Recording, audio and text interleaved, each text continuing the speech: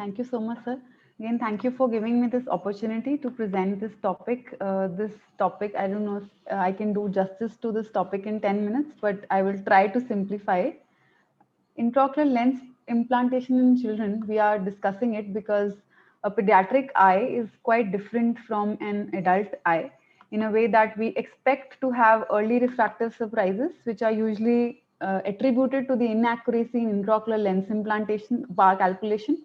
And we expect to have late refractive surprises because of the refractive growth that Sir just mentioned. The pediatric eye goes into a myopic shift, and hence we have to calculate the intraocular lens very precisely and as accurately as possible. These challenges are mainly because of three things: because of the excellent keratometry measurement, because of the IL-PAR calculation formula that we use, and then the myopic shift, which can be very unpredictable in some children and can be very different in some children. So just simplifying it, we begin with an excellent measurement. Now, excellent measurement in the office as we do it in an adult cannot be done in a young child because they will not cooperate. They will require anesthesia and they will not fixate and center their eye. This error will equate to almost 2.5 diopter per mm of error in the intraocular lens power. And this error will further increase to up to around 4 diopters also reportedly in short eyes, like the pediatric eyes, which you have exit length of around 19 or 20. So we can do it with the contact applanation method, or we can use the immersion scan. The applanation is more convenient, and but it has the factor of corneal compression, and the immersion is more accurate. On an average, if you measure it with the contact technique, you'll tend to measure a shorter axial length than the immersion technique.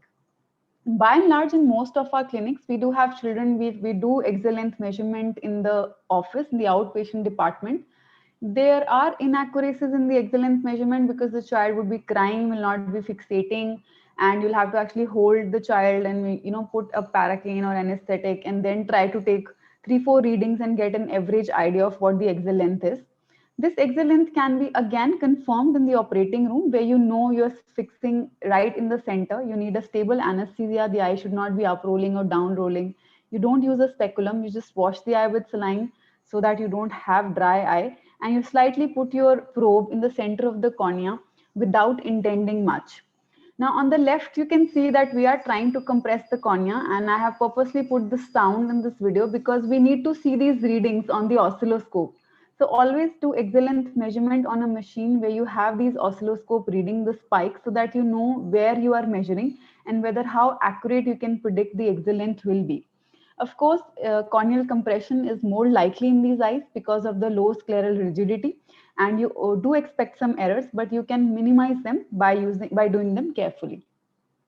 Keratometry, the second thing, is again very difficult to do in the office. You are fraught with errors of lack of fixation and centration, and each error in keratometry would lead to an inaccuracy of around 1.3 diopters in the IOL-PAR calculation. So we have the handheld keratometers, which in our center we like to use. The measurements are again taken without the speculum. You have to take the readings quickly because you don't want the cornea to dry and you want the Myers to be central. And of course, you can use saline to smoothen the corneal surface. You can do it in the office as well. I like to do a keratometry reading when the child is sleeping, or sometimes even with the bottle, or when the child is feeding. So you can take a keratometry reading, but if you're not sure, again, a reading under anesthesia will be more accurate. Again, you don't use a speculum, and then you wash the cornea and you take an average of 2-3 readings. If you are sure that the readings are within 0.5 diopter, you might want to not take another one, or you can take a sample, and this is how the keratometer gives you the reading in radii, and you can use standard conversion charts to convert it into a dioptric reading.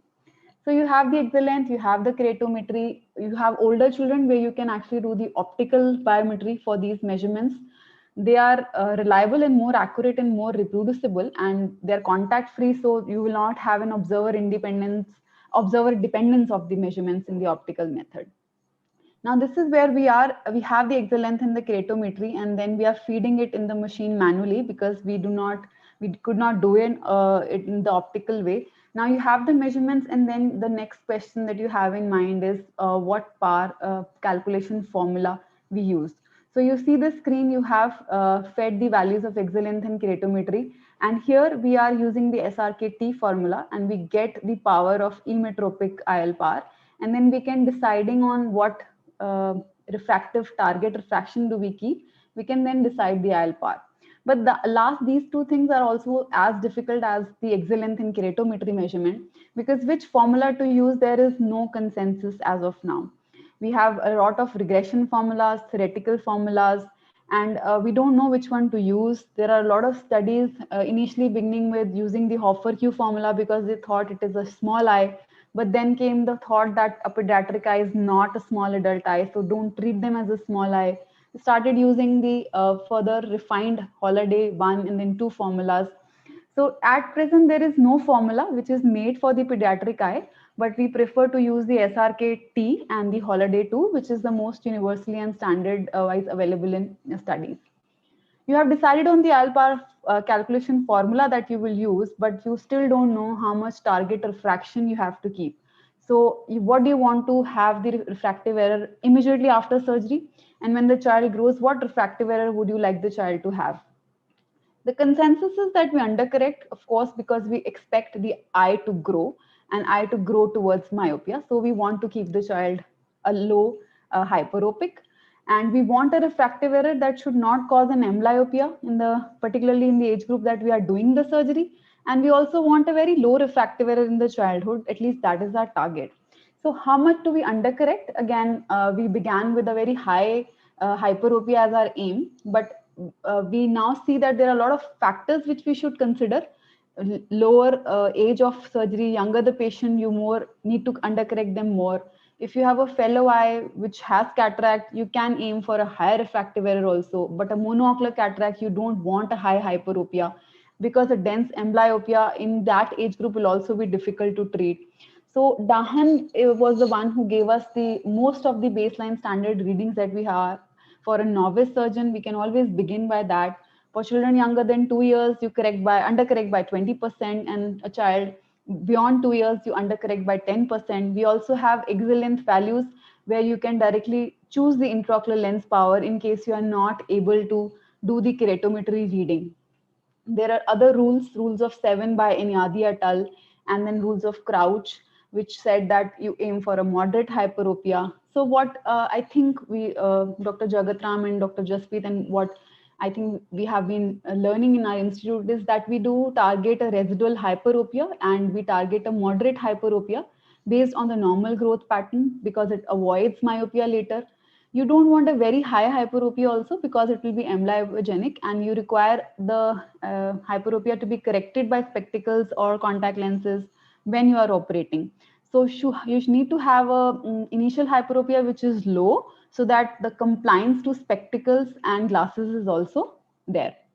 So this myopic shift that we are talking about, we do plan and we measure the exit length, the keratometry, we apply a formula and we target a moderate hyperopia. We still see that a lot of children become myopic. This is because every eye behaves differently. In general, as the age progresses, if you do not have a cataract, there is an increase in exit length which causes the myopic shift, but it is counteracted by a flattening of lens in the cornea, and hence the overall refractive error in adulthood is ametropia. But what happens in a child with cataract, this increase in exit length continues to cause myopia, but the lens is not there. So you do a cataract surgery and the cataract which is preventing the light from reaching the retina, the exit length, might be a little longer. It causes a further increase in exit length if it is uncorrected. There is no counteracting factor. And so overall the refractive error is myopic. We did publish our own results because Western data is giving a very high rates of myopic shift, and we observed that the myopic shift that we see in our population was at 8-year follow-up in this study by Indian Journal of Ophthalmology, which is cited quite well, was around minus 1.5 diopter. So we believe there are some genetic factors also which are playing a role. Maybe that's why our population behaves a little differently, even in other complications like glaucoma, different from the Western world. So I think we should all frame our own methodologies for doing and for targeting our refractive errors, and then look at our outcomes because they might be different in different children from different geographic regions. That's all I have for the presentation. I would like to acknowledge my mentor, Dr. Jasprit, Dr. Jagatram, who has left a legacy for all of us to follow in pediatric cataract. Thank you so much. Thank you, Dr. Savleen, for very nice presentation.